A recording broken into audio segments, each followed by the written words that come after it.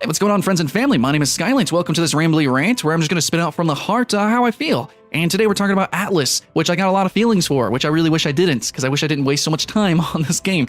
But at the same time, there are some words to be said, some things that some people aren't saying that maybe need some explaining, a little bit of elucidation here. Atlas is a game that, if you don't know, if you haven't seen my first look, please actually go watch it. I enjoyed my time with it. It's mostly filled with fails and glitches and abominations, but I don't know, there's something enjoyable to be had about watching that video, absolutely. And that's kind of the point of the video here. So yeah, Atlas is a game that launched. It's supposed to be a piratey sandbox MMO, and in the end, hardly, barely, it classifies as an MMO, but it sure doesn't feel that way. Sure doesn't play great or good or really much at all. And it's actually not that piratey. It's mostly a clone of Ark, just kind of slightly pirate-themed, island-themed a little bit, and debatable how sandbox it really is. You know, the crafting and things, it's really more survival versus really full-on like MMORPG or anything like that. It just feels like a kind of retreaded grounds of what Ark went through in early access. It's kind of like they dialed back the quality. They're like, yeah, let's take like, you know, launch Ark and then just like shit all over it in the shape of like, you know, islands and piratey stuff. And that's kind of what we got going on here. At its very best, it actually does look pretty good. If you have like a super great rig, you have a private server up, you know, you're a big streamer, you got tons of people on your server, you mess with the rates and things, you jump on it. You can have some cool mere moments. But the actual core gameplay, dragging that out, stretching that out, you know, with all the survival mechanics, the grind, and you know, then pepper in all the bugs, glitches, and just overall unpolish. It's a pretty morbid experience and definitely deserves its mostly negative reviews, but some people don't think it deserves how much viewage it's getting. Look at the views on Twitch. It's one of the most viewed stuffs ever right now as a whole. And on YouTube, tons of views and tons of people who already have acknowledged that it's such a bad game. Even like myself, notice in the beginning of this video I said, yeah, the game is bad. It's actually garbage. And I've reiterated that a few times already, but I'm coming back and saying, hey, actually, you would have a lot of fun watching my first look. Now, why is that? Why is it so watched? Why am I suggesting you to watch my videos and actually maybe watch some other streamers? Sir Medieval even has a stream and it's pretty decent. He got the videos, the VODs up on his YouTube channel. And Sir Medieval and many others are these type of gamers who they keep the hype alive themselves. And yet at the same time, they totally can self-admit. You know, like Bless Online, that was garbage, but they still streamed it, still had fun, and people still watched it and overall liked their content of the game. So that's what I want to talk about is immediately, guys, sometimes a game can be bad. Fallout 76, Atlas, you know, a lot of early access games, especially survival games, and, you know, et cetera, a lot of MMOs. Sure, they can be bad, but the content that comes from those games can be good. And I think I'm just trying to be fair here. I'm trying to be unbiased, okay? And because I'm a content creator who streams and makes YouTube videos and knows all these people that does this as well, I think I'm the only one who can really say this. I don't want to say this because, you know, went to school for game design. I review games. I try to be hardcore. I try to be, you know, that sort of Total Biscuit school of thought. I try to be cynical, but I think I have to give Atlas a medal of some kind. And it's really not just Atlas. It's kind of like the genre, but, you know, we'll talk about that. But basically, it's the idea that, well, maybe this game is shit. Maybe it's total garbage. I already said it deserves its mostly negative reviews. But at the same time, there's gotta be something very calculated and planned, right? At least this time, this is their second game that's gone viral. There's gotta be something to that formula, something to the game that makes it fun to watch. So basically, I'm certain it comes down to this. I've already talked to developers about this. I've talked to other YouTubers about this concept, especially whenever I went and hung out with the people at New World, Amazon's new MMO. Basically, guys, it comes down to the fact that sandboxes, by their very nature, allow people to make their own games, right? And also give them more freedom to make content, period. Basically, it gives them more room to have fun, to react to, and to push stuff online, essentially. And especially, like, actually, even to a point where a game, if it's buggy and silly, well, we saw that with Goat Simulator and a number of other titles just this year and the past year. Wow, you know what? It almost seems on purpose.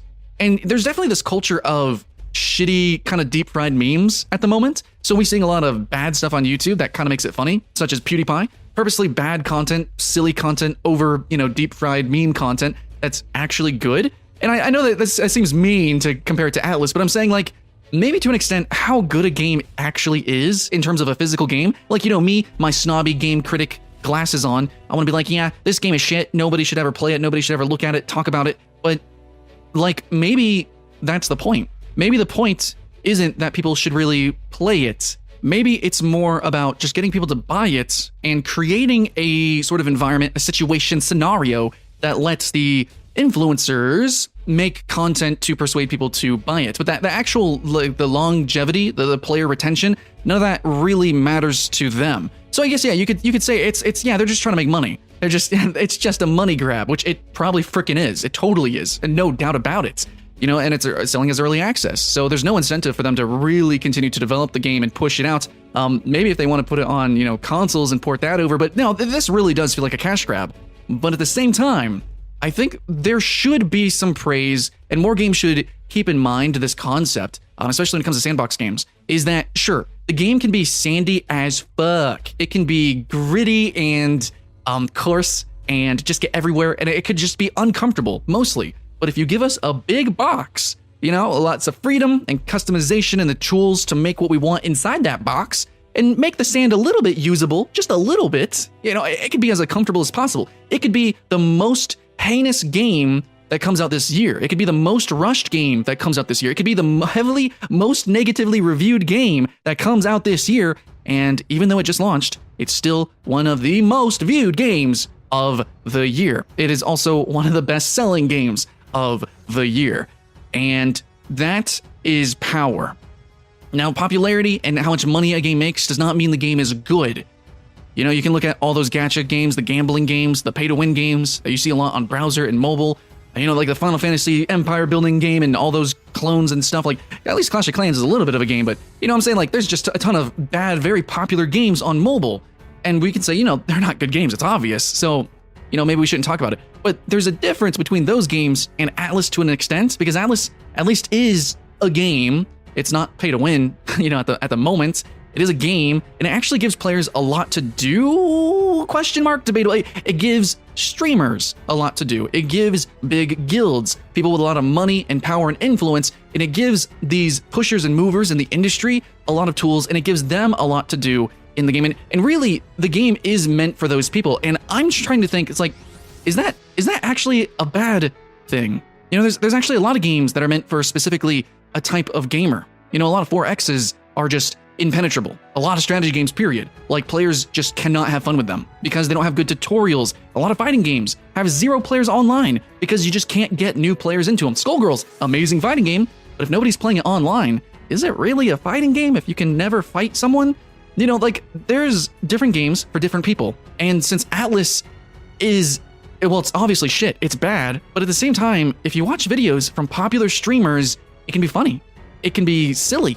And actually, at the best, when the game is actually running and their servers are right, and the server has these different rule sets, and you know, the server powers, the mod powers, they spawn in probably like lots of monsters and different things like that, you can kind of curate your own experience, and that's the very spirit of a sandbox. Again, no matter how coarse and sandy it is, at the same time, what comes out of that kind of does make it special. And sure, you would think, well, this game, if it's just meant for creators and content creators, that must be so niche. But no, that's what's going on with today's industry, with today's economy, today's culture is, well, influencers, streamers, who, especially MMO streamers, they have guilds, they have friends, they have big communities, and they're going to fill up these games. They're going to be widely talked about. They're going to get new players in, even though they shouldn't get new players in, because of the fact that they are influential. And so I actually think that is very much inspired by MMOs. You want entire communities, you want entire guilds, you want an entire culture to infiltrate your game and then kind of prosper from that. They're not, obviously the game isn't respecting these players, it's not respecting the MMO community as a whole, but it definitely knows its audience. That's all I'm saying. And this game is a deep-fried fucking shit pile of meme-images, but memes nonetheless. And these streamers and the players who understand that and communicate with that probably can have a lot of fun, but if you just judge it based off of other games, the company's past history, you're going to have a bad time, and that's going to be for most people. And again, it deserves mostly negative reviews, but for those who are playing it right now, for those who are enjoying the streams from it and maybe thinking of buying it, what I'll say is this: don't buy it. The game's probably not for you, but don't feel guilty for enjoying the content about it. Don't feel guilty for being, I guess, a part of that community or trying to be a part of that community. Don't feel bad about what's happening with Atlas. Don't think that the entire MMO industry is crashing, and don't think that you're part of the problem. Because in the end, everyone's just trying to have fun. And, companies are trying to make money. And there's some sort of, meeting in the middle. And the reason it's very popular is because some people found a lot of fun somehow, some way in that middle. And if you're not seeing it, that's fine. It's just not for you. And I fucking hate when people say, well, it's just not for you. But then again, I will also say, it's not for you. It's not for you. It's not for you. It's not for you. It's not for a fucking lot of people. That's why it's a shit game. The better the game, the more people it should include. At least that's my opinion. And that's most people's opinion, unless you talk about fighting games, or unless you talk about 4Xs and strategy games. Unless you actually, unless you talk about arena shooters in a lot of genres. Seems like there's a lot of double standards. So, anyways, basically what I'm saying is, this game is shady and kind of shitty, but at least the content that's coming off of it, the deep fried memes from this deep double fried meme of a game itself, has actually been kind of enjoyable. So I've enjoyed the drama, I've enjoyed the clips, the glitches, the silliness, and I got my game code for free. So, and if you guys actually are going to play the game, I do suggest following a streamer, following a content creator, playing cooperatively or competitively with them, join those private servers, because at the very least, the one thing this game does is it allows servers, it allows private institutions to pop up to allow you to do what you want to do. If you're actually creating it, generating it, or joining another influencer or guild leader, you can have a lot of fun. And I have to give it to Atlas, right? That's something that many more MMO need to do. Custom servers. Private servers are genuinely as debatably illegal as they are and morally bankrupt. I think that sometimes private servers are better overall. And I think that it's a healthier ecosystem if that was just officially a part of games. So if there's any sort of moral to leave off from that, game developers, I want to, throw that out there. And for other gamers, I just want you guys to be more open-minded that, yeah, even bad movies, bad books, bad games, bad anything, to most people, just might find a home with you.